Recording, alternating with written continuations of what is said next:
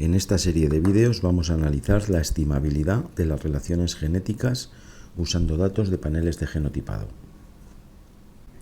Van a ser 5 vídeos solo para este detalle, pero por el camino aprenderemos algunas cosas más como la estimabilidad o las relaciones de identidad por descendencia.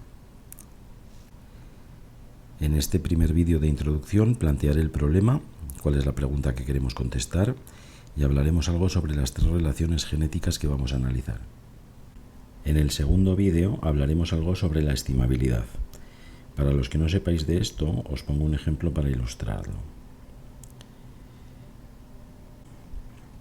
Supongamos que queremos estimar A y B y el análisis nos conduce a estas dos ecuaciones. A por B igual a 6, A más B igual a 5. En este caso hay dos posibles soluciones, que A valga 3 y B valga 2, o que A valga 2 y que B valga 3. En este caso A y B no serían estimables, porque no sabemos cuál de las soluciones es la finalmente correcta. Funciones como A cuadrado más B tampoco serían estimables, puesto que podría ser 18 o 12. En cambio, otras funciones como el valor absoluto de A menos B sí que serían estimables, puesto que en todos los casos es igual a 1.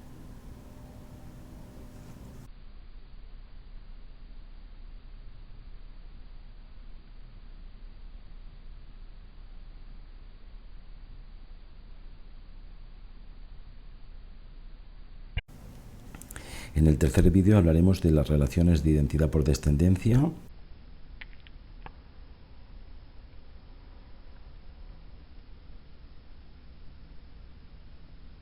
en sus dos versiones, la versión condensada con 9 coeficientes o la versión detallada que tiene 15. Para el propósito de estos vídeos nos basta con la versión condensada, pero bueno, las describiremos las dos. En el cuarto vídeo hablaremos de las relaciones genéticas que vamos a analizar, que son 3, el parentesco, la consanguinidad y el coeficiente de fraternidad. Veremos también qué relación hay entre el parentesco, la consanguinidad y la fraternidad con los coeficientes de identidad condensados y plantearemos cómo hacer el análisis de la estimabilidad. Por último, en el quinto vídeo realizaremos el cálculo y sacaremos las conclusiones de lo que ha ocurrido.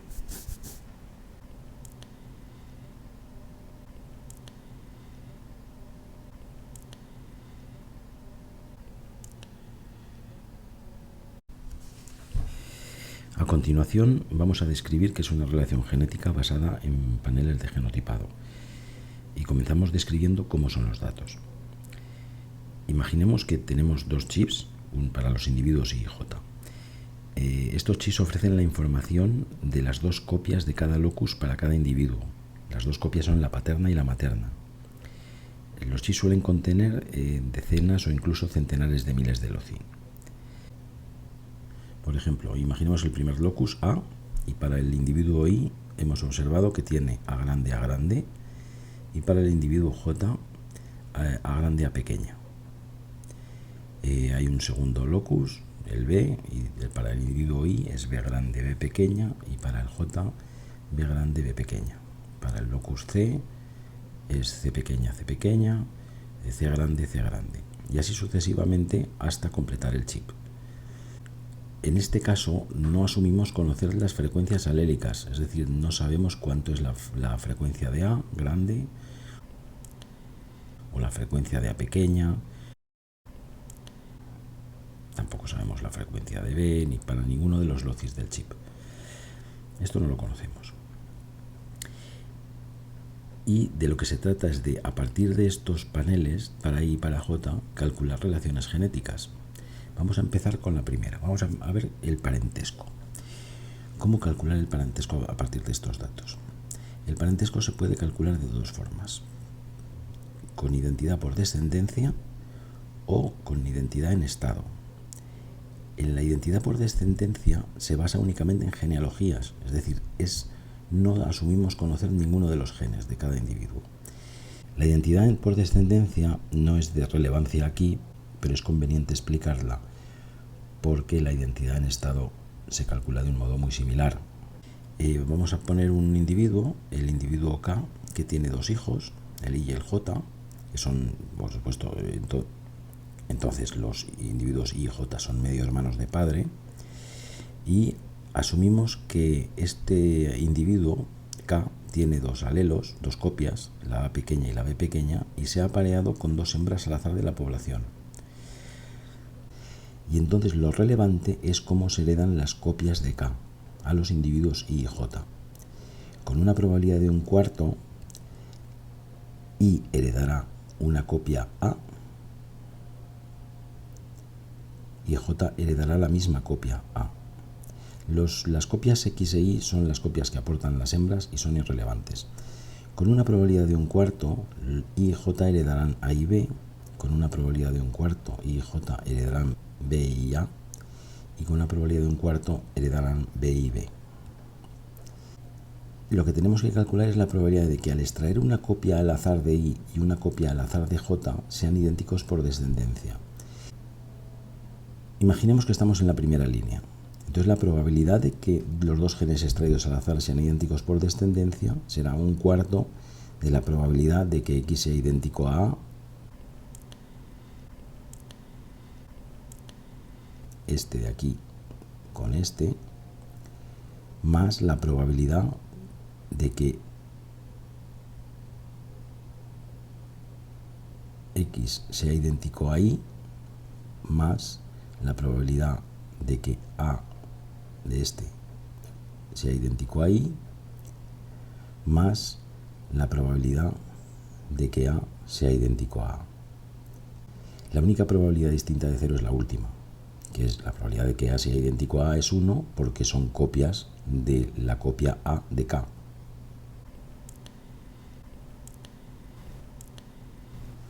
Esa de ahí. Lo mismo podemos hacer para las otras 4 filas, y el cómputo total o el cálculo total del parentesco será un cuarto por la probabilidad de elegir la primera línea, y si elegimos la primera línea, la probabilidad de tener dos genes idénticos por descendencia hemos quedado que era un cuarto por 1, más la probabilidad de un cuarto de elegir la segunda línea, y en el caso de elegir la segunda línea no hay ningún gen idéntico por descendencia, porque son 4 genes distintos. Luego es un cuarto de 0. Si elegimos la tercera línea, del mismo modo es un cuarto de 0, porque los 4 genes son distintos. Y si elegimos la cuarta línea, tenemos que son idénticos B y B, es decir, es un cuarto de 1. Luego tenemos un cuarto por un cuarto de 1. Si resolvemos, eso nos da 2/16avos, que es igual a 1/8. Este es el coeficiente de parentesco por descendencia de I y J. Y no necesitamos conocer genes. Necesitamos imaginar que existen, pero no necesitamos conocerlos. Bien, ahora vamos a ver en qué consiste el parentesco basado en la identidad en estado. Es la misma fórmula. Tenemos para el locus A, tenemos que el individuo I es A grande y el individuo J es A grande a pequeña. Entonces el parentesco molecular de IJ basado en el gen A, o teniendo en cuenta el gen A, es un cuarto de la probabilidad de identidad por descendencia entre A grande y A grande.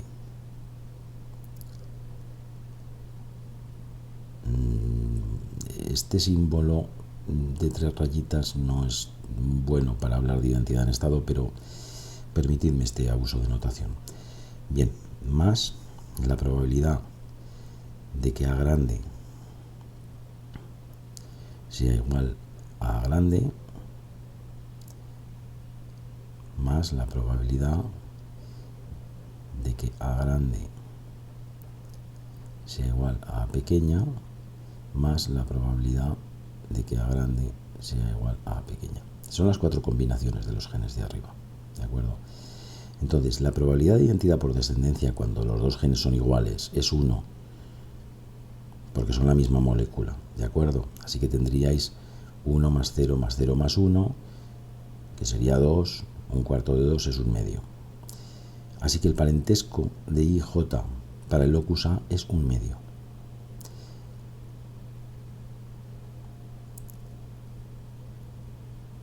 Vamos a ver ahora qué pasa con el locus B. El parentesco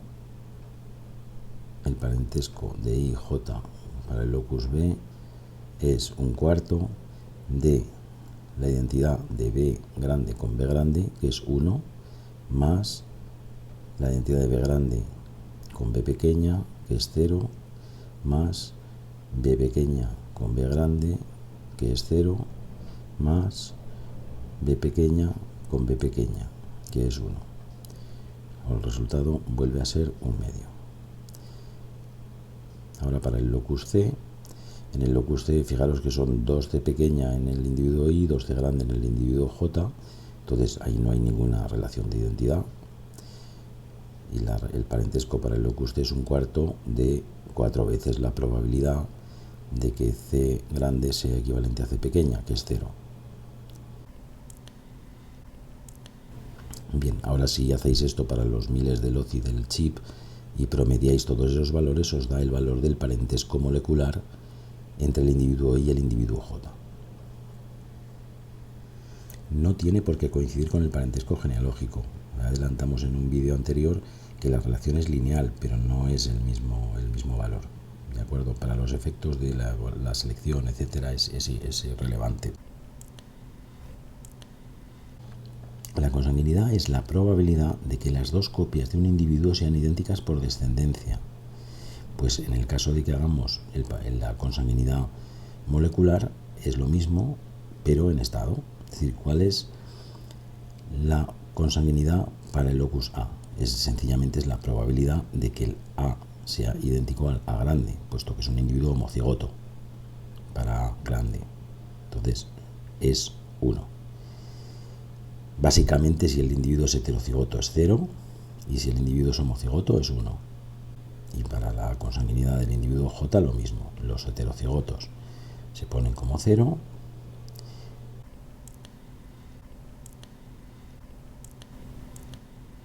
Otro heterocigoto, 0. Y un homocigoto, 1. Del mismo modo se hacen los miles de LOCI y se promedia y da la consanguinidad molecular del individuo I y del individuo J. Bien, vamos a ver la fraternidad. El coeficiente de fraternidad es el que aparece en hermanos completos y no aparece en medio hermanos. Son las relaciones que están relacionadas con la varianza de dominancia, con el vigor híbrido y todas estas cosas. Bien, esta coeficiente de fraternidad es la probabilidad de que los genotipos completos de ambos individuos sean idénticos por descendencia. Para el locus A sería la probabilidad el primer A grande de I sea idéntico por descendencia al primer A grande de J y a la vez el segundo A grande de I sea igual a la pequeña de J.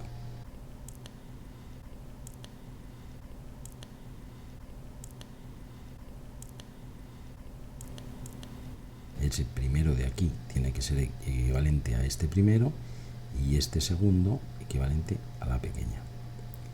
O al revés. Ojo que eso no es sumar, es un o lógico. La probabilidad de que el segundo A grande de I sea idéntico al primer A grande de J, ese de aquí con este de aquí, y a la vez el primer A grande de I sea idéntico a la pequeña. En el caso de que sean en estado, pues la misma idea, pero en estado. En este caso es 0, porque A grande no es igual a grande a pequeña. En general, si los dos individuos son homocigotos, la relación es 1. Si los dos son heterocigotos, si los dos individuos son heterocigotos, la relación también es 1. Y si son homocigotos para el alelo contrario, pues es 0.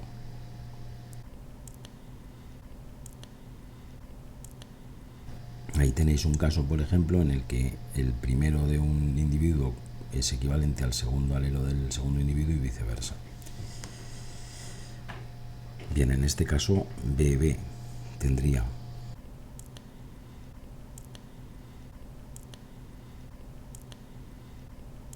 B grande B pequeña es 1 C pequeña, C grande es 0. Y del mismo modo haríamos el promedio para calcular el coeficiente de fraternidad molecular entre el individuo y J. Bueno, por último vamos a ver de dónde sale la información para calcular las relaciones genéticas cuando tenemos paneles de SNPs. La estimabilidad requiere que la tabla de datos que estamos usando contenga información para obtener dichas relaciones genéticas. Vamos a empezar con el parentesco. Suponemos que en el locus A la frecuencia alélica del alelo A grande es P y la frecuencia alélica del alelo A pequeña es 1 menos P. Entonces, que el individuo I tenga como genotipo A grande, si I fuera un individuo extraído al azar de la población, sería P cuadrado, P por la primera A y otra vez P por la segunda A. Del mismo modo, la probabilidad de que el genotipo del individuo J sea A grande A pequeña sería 2 veces P por 1 menos P.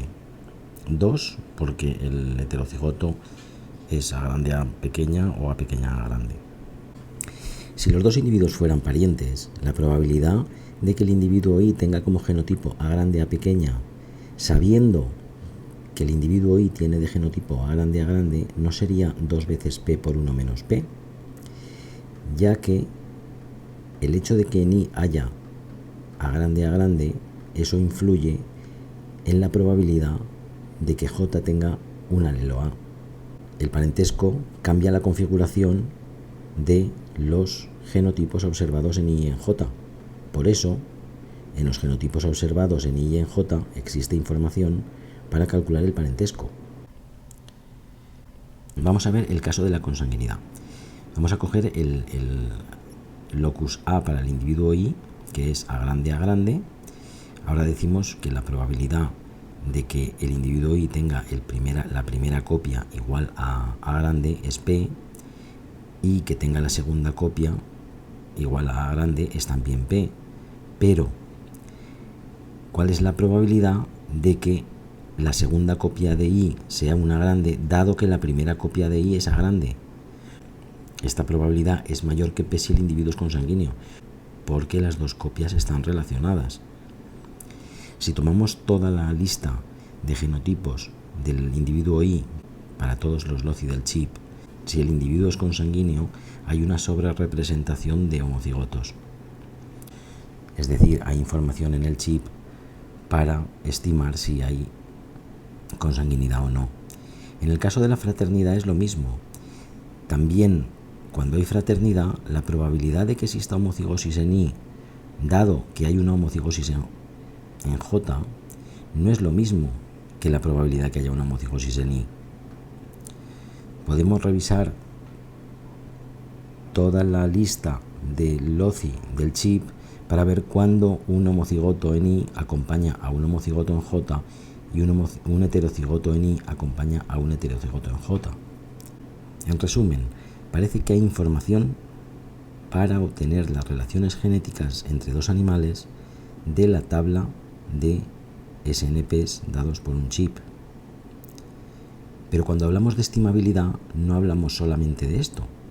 Lo que queremos de esta tabla de datos no es solamente que permita estimar las relaciones genéticas, sino que además pueda distinguir unas de otras, es decir, que todas sean estimables a la vez. Esa es la pregunta que queremos responder. Bueno, pues eso es todo. Enseguida publicaré el segundo vídeo sobre estimabilidad.